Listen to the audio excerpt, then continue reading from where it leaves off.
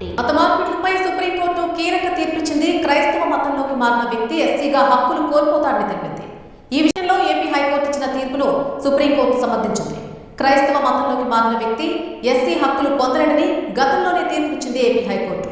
దీంతో హైకోర్టు తీర్పును పిటిషనర్ సుప్రీంకోర్టులో సవాల్ చేశాడు. Justice Prashant Kumar Mishra, justice N V అంజార్యాల ధర్మాసనం సంచలన తీర్పునిచ్చింది.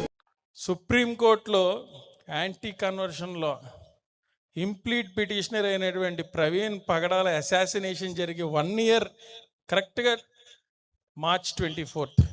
ఈరోజు బ్రేకింగ్ న్యూస్లు ఏంటి సార్ ఎస్సీస్ కానీ క్రిస్టియానిటీని స్వీకరిస్తే వాళ్ళకి ఎస్సీ రిజర్వేషన్లు తీసేస్తామని సుప్రీంకోర్టులో ఇదే రోజు ఈ ప్రకటన సుప్రీంకోర్టు నుంచి వచ్చిందంటే మీకు అర్థం కావట్లేదా? It is a very systematic designed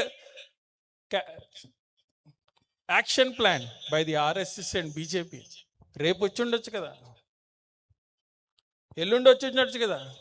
what is the magic figure behind March 24th? On the same day, on the very same day, it is a deadlock.